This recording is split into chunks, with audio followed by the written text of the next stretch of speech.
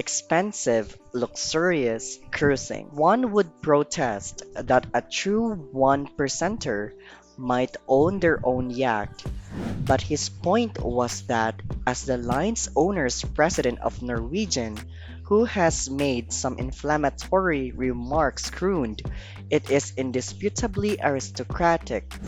Nonetheless, what constitutes luxury ultimately depends on the individual. How do you interpret this then? The $450 million Regent 7 Seas Explorer is available for viewing here.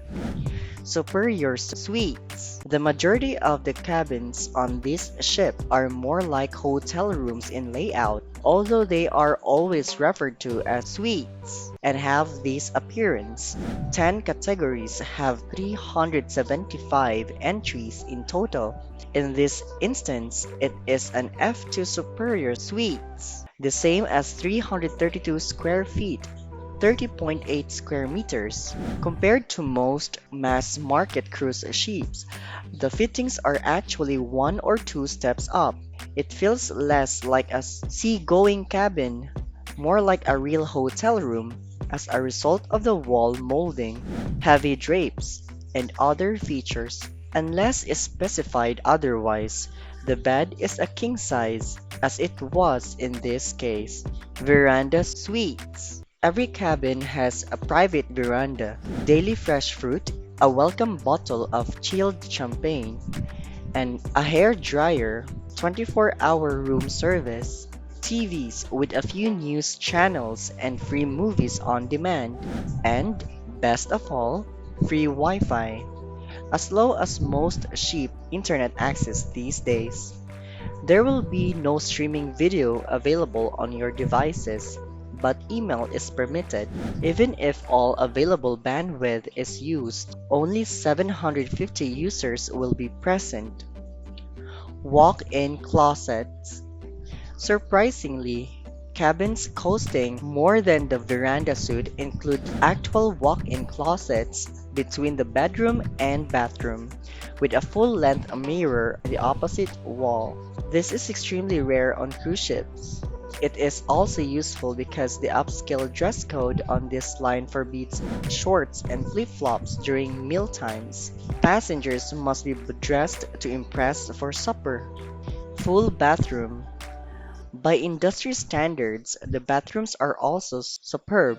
Everything above a veranda suites includes not only a shower, which is standard on cruise ship, but also a bathtub, which is not. Marble and stone are used for the details. An acre of it is on the ship. If you have ever been on a cruise, chances are your bathroom was not like this. In-room coffee. High-end coffee, espresso machines are available in the rooms.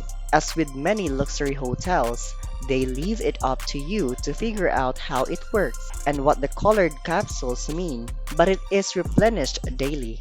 Soft drinks, bottles of water, and a few cans of regular beer are also included in your fare. On the other hand, milk is ignored by your stewards. You have to pester the room service to get it fresh. And there are times when you can't find anywhere on the ship to serve you a cappuccino, which would be standard on another cruise line. But true one percenters demand one percenter service. Balcony. Except for crew, there are no drabs inside cabins on this ship, and many of them are spacious and well appointed. The average balcony size in the industry is 138 square feet, 12.8 square meters. This is available in the Superior Suite in Port of Monte Carlo, Monaco.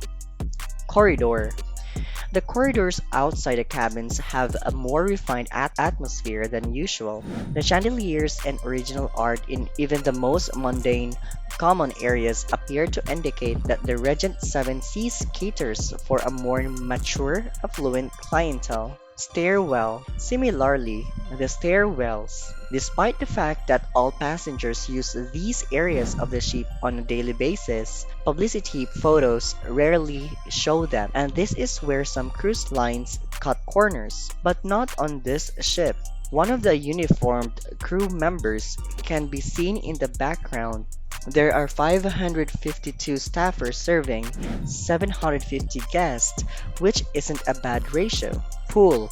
There is never anyone yelling into a microphone to pressure you into partying thanks to the two levels of pool space, two spa baths, a bar, a grill, and enormous cushioned chases. Observation Lounge. The observation lounge located on Deck 11's bow front is a tranquil haven for table service cocktails. The area in front of the Regent's bar may be used as a dance floor in the evening, though the typical Regent customer is not a late-night dancer. Chartreuse. Lunch is offered with cuisines from many different places, including a variety of themes. The three main choices are Pan-Asian cuisines at Pacific Rim, beautiful French cuisine at Chartreuse shown, and an abundance of grilled meats, including steak at Prime 7. The Sainte Marie buffet is offered at La Veranda in the evenings, where Italian cuisine is served.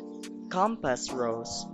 The majority of your dinners will be served at the default restaurant, Compass Rose.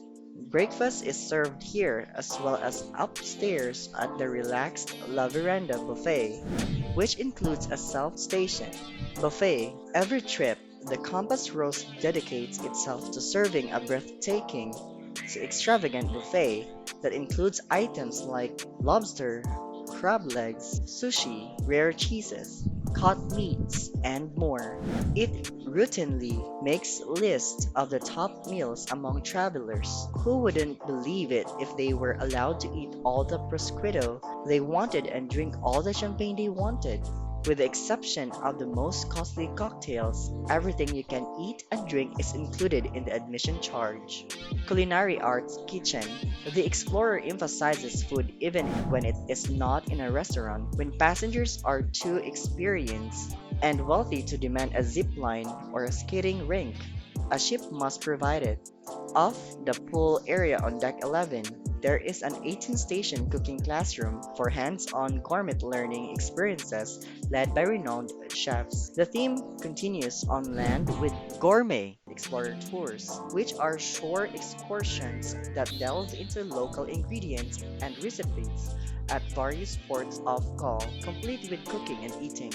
The onboard cooks, whose enthusiasm for regional cuisine is evident, organize these excursions. While most shore excursions, certainly the majority in each port, are included in the trip price. Gourmet Explorer tours may be subject to an additional fee starting at $80. Library. Libraries are being phased out on major cruise lines. They'd rather you spend your money on alcohol and gambling than on books. The Explorer, on the other hand, maintains a nice one, even if the selection is more mainstream than intellectual, reflecting its customers' preference for poolside reading. Lunch.